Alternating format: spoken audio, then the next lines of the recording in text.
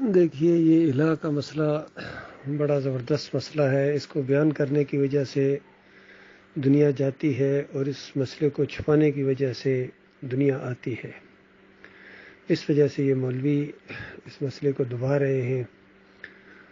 اور دیکھیے، اگر مشرکین مکہ کو کہا جاتا کہ تم جو کہتے ہو یا ابراہیم اغثنی، یا ابراہیم اغثنی، بس صرف اغثنی نہ کہو، باقی یا ابراہیم کے بے شک نعرے لگاؤ، یا لات بابا، یا منات بابا، اس طرح پکارو بے شک، اتنی اجازت ہے. اگر یہ کہہ دیا جاتا تو بتاؤ کون جھگڑتا، کہاں ہجرت کرنا پڑتی اور کہاں جنگیں لڑنا پڑتی.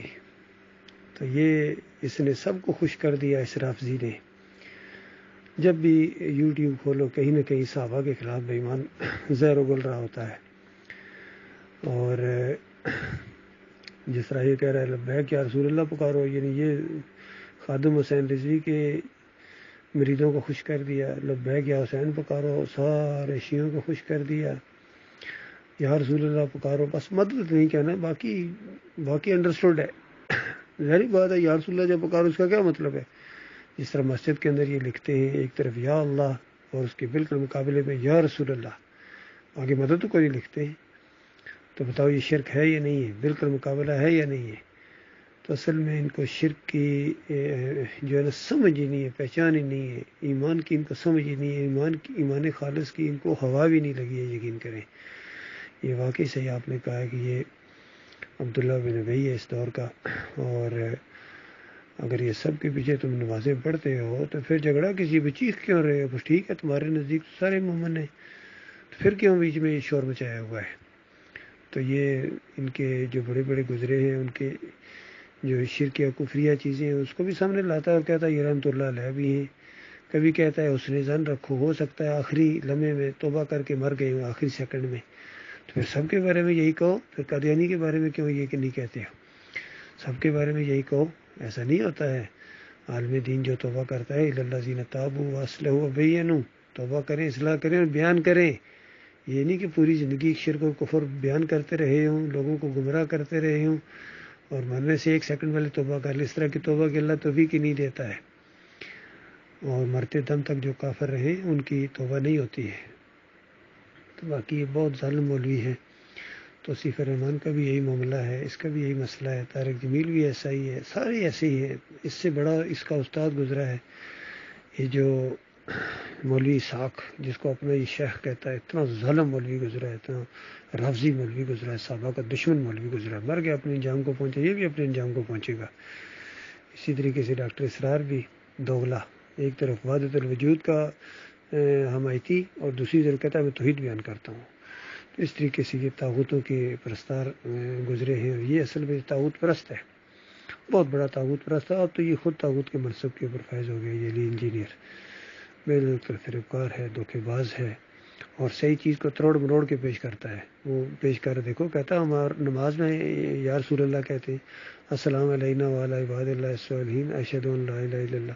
تو بھائی وہاں جو جس طریقے سے کہتے ہیں وہ کوئی بھی پکار کے معنوں میں نہیں کہتا ہے، وہ دعا کے معنوں میں ہوتا ہے. اور دعا جب کی جاتی ہے تو غائب کو حاضر سمجھا جاتا ہے.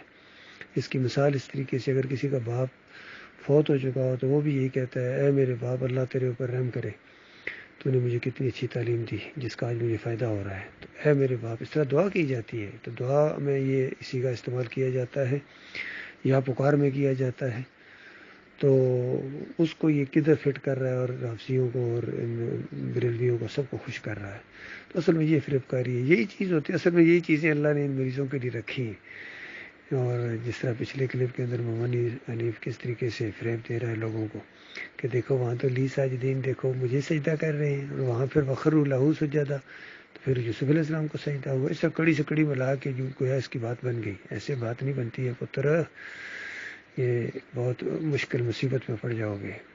اور باقی ان کے پیچھے چلنے والے اندھے مقلدین وہ بھی اپنے انجام کو پہنچیں گے. ان کی آنکھیں کھلنی چاہیے. اتنی بڑی بڑی ان کی فریبکاریاں سامنے آتی ہیں پھر بھی ان کی آنکھیں نہیں کھلتی ہیں. اصل میں اس لائق کچرا یہ ہے، اصل مجرم یہ ہے جو عوام کالا نام جس کو کہا گیا، یہ جانور ہیں، بلکہ جانوروں سے بدتر ہیں، جو ایسے لوگوں کو اپنا لیڈر مانتے ہیں، اپنا امام مانتے ہیں، اپنا امیر جماعت مانتے ہیں، اپنا پیر مانتے ہیں، اپنا سیاسی لیڈر مانتے ہیں. ان فریبکاروں کو اس طرح عمران خان ہر بیان سے پہلے ایاک نعبد و ایاک نستعین اور جا کے مزار کے سامنے سجدے کرتا ہے، امام ضامن بنواتا ہے یا علم ادب کے پٹے بنواتا ہے، تو کیا عوام کو نظر نہیں آ رہا ہے کہ یہ مدینہ ریاست بنا دیں گے؟ یہ سارے مل کے مدینہ ریاست بنائیں گے، ایسی ریاست جس کا وہ جو بننے والا تھا عبداللہ بن ابی بادشاہ بننے والا تھا، یہ وہ والی ریاست بنائیں گے۔ باقی وہ والی مدینہ ریاست جس کے انچارج اور جس کے جو حکمران نبی علیہ السلام اور صحابہ اکرام گزرے، اس کے تو یہ دشمن بے ایمان ہے، وہ جب آئے گی تو ان کی چھٹی ہو جائے گی، پھر ان کی دال نہیں گلے گی ان فریب کاروں کی۔